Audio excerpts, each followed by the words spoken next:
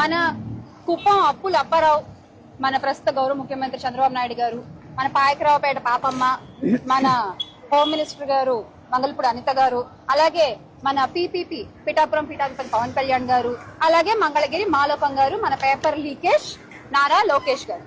అసలు ఏంటో వీళ్ళ గురించి వీళ్ళు ఏమనుకుంటారు అర్థం కాదు. కానీ ఇందాక మేము ఆఫీస్ లో కూర్చుని టీవీ చూస్తుంటే బ్రేకింగ్ న్యూస్ లో చూసామన్నమాట. ఏంటి 200 మీటర్ల దూరంలో ఉన్నాము, అసలు సవాల్ విసురుతున్నాం వైఎస్ జగన్మోహన్ రెడ్డి గారికి. అసలు వైఎస్ జగన్మోహన్ రెడ్డి గారు ప్రెస్ మీట్ పెట్టి అడిగిన గుడ్డిదైతే ఎలుక తోకెత్తి చూపించిందంటండి.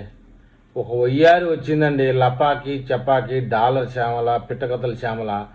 లోకేష్ బాబు జగన్మోహన్ రెడ్డికి సవాలు విసితే ఈ గయ్యాలి మొడలు వచ్చాయండి. మేమున్నా మమ్మల్ని దాటిపో జగన్మోహన్ రెడ్డి దగ్గరికి అని చెప్పేసి. ఏమో నీ విషయానికి వచ్చినప్పటికీ నీకు డాలర్ శ్యామల అని పేరు ఎట్టు వచ్చిందో నువ్వు చెప్పాలి ముందు. లపాకి సంగతి అంటే బంధువులు వాళ్ళు కింద మీద పడతారు, మనం కూడా కలవ చేసుకోకూడదు. ఇలాంటి వ్యవహారాల్లో జగన్మోహన్ రెడ్డికి లోకేష్ సవాలు విసిరాడంటే ఒక పద్ధతి ఉంది. నువ్వు అప్పుల అప్పారావు చంద్రబాబు నాయుడు అంటావు, నువ్వెంత, నీ బతుకెంత, నీ గేజ్ ఎంత శ్యామల, ఇట్లా మాట్లాడొచ్చా? ఏమన్నా నువ్వు ఇలా మాట్లాడితే నీకు జగన్మోహన్ రెడ్డి నెలకు 3 లక్షలు ఇస్తున్నాడు, బాగానే ఉంది. అయితే పార్టీ పరుగు పోలే. కలాం గారు కళలు కనమన్నారు కానీ కథలు మింగమనలేదు డాలర్ శ్యామలారెడ్డి. అయినా జగన్ రెడ్డి ఆడాలను అడ్డబెట్టుకుని రాజకీయం చేయడం ఏంటి శ్యామలారెడ్డి? తూ అని వస్తున్నారు తెలుగు ప్రజలు. ఇది ఒక బతికేనా? ఇది కూడా ఒక బతికేనా? దేలాల కాడ ప్రసాదాలు ఈ తిని బతకడం మేలు కదా. సినిమాలో ఒక డైలాగ్ ఉంది కదా, ఇది కూడా ఒక బతికేనా అని. 3 లక్షలు తీసుకుంటే 3 లక్షల వరకు పనిచేయి, 30 లక్షల వరకు పనిచేయి కాకు. నీకంటే ముందు వైసీపీలో చాలామంది తిట్టి శ్రీరెడ్డి, వాడు అనిల్ రెడ్డి, చాలామంది పోయారు పనికి రాకుండా. నువ్వు పోతే ఎవడికి ఏమి నష్టం లే, పార్టీ కూడా సంకనాగిచ్చిపోతావు నువ్వు పోయేటప్పటికి. గేయాలి మండలంలో ఉండండి, అంతేగాని ఈ విధంగా మీ స్థాయికి మించిన వాళ్ళని ఏదో పోరాడదాంలే జగన్మోహన్ రెడ్డికి లోకేష్ బాబు టార్గెట్ ఎత్తి నీకేమన్నా పనుందా? మన కుప్పం అప్పుల అప్పారావు, మన ప్రస్తుత గౌరవ ముఖ్యమంత్రి చంద్రబాబు నాయుడు గారు, మన పాయకరావుపేట పాపమ్మ, మన హోమ్ మినిస్టర్ గారు మంగళపూడి అనిత గారు, అలాగే మన పీపీపీ పిఠాపురం పీఠాధిపతి పవన్ కళ్యాణ్ గారు, అలాగే మంగళగిరి మాలోకం గారు, మన పేపర్ లీకేజ్ నారా లోకేష్ గారు. అసలు ఏంటో వీళ్ళ గురించి వీళ్ళు ఏమనుకుంటారు అర్థం కాదు. కానీ ఇందాక మేము ఆఫీస్ లో కూర్చుని టీవీ చూస్తుంటే బ్రేకింగ్ న్యూస్ లో చూసామన్నమాట. ఏంటి 200 మీటర్ల దూరంలో ఉన్నాము, అసలు సవాల్ విసురుతున్నాం వైఎస్ జగన్మోహన్ రెడ్డి గారికి.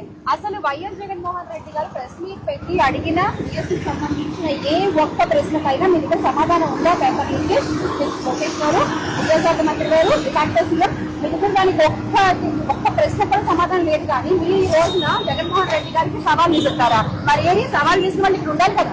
వచ్చిన జగన్మోహన్ రెడ్డి గారు కౌశల్య, మా పార్టీలో ఉన్న మహిళలు కాదు, మహిళా కార్యకర్తలు కాదు, మిమ్మల్ని ప్రశ్నలు అసలు ఒక్క ప్రశ్న కన్నా మీ దగ్గర సమాధానం ఉంటే ఓపెన్ ఛాలెంజ్, మేము ఇక్కడే ఉంటాం, ఇలాగా పారితాము, ఇక్కడే ఉంటాము, భారత విగ్రహం దగ్గర ఇక్కడే ఉంటాము, మీరు రండి మనం మాట్లాడుకుంటాం. బీఎస్సీ కన్వీనర్ ని ఎందుకు పక్కన పెట్టారు?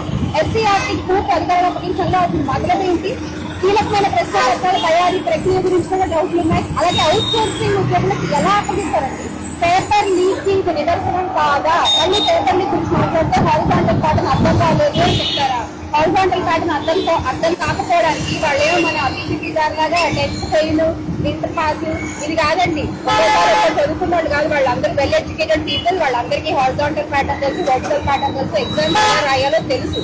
తప్పు వాడడం లేదు, మీలో ఉంది. మీ ప్యాకేజీల కోసం మీరు అమ్ముడుపోయి మీ ఇష్టం వచ్చినట్టు మెగా డిఎస్సీని దగా డిఎస్సీగా మార్చేసి జగన్మోహన్ రెడ్డి గారు అడిగే ప్రశ్నలు మీరేం సమాధానాలు చెప్పకుండా ఈ రోజు నుంచి వచ్చి 200 మీటర్ల దూరంలో ఉన్న జగన్మోహన్ రెడ్డి గారు రావాలి అంటే ఆయన దాకా అవసరం లేదు. మేము అడుగుతున్నాక చెప్పండి, మేము ఇక్కడే ఉంటాం, రండి మాట్లాడి.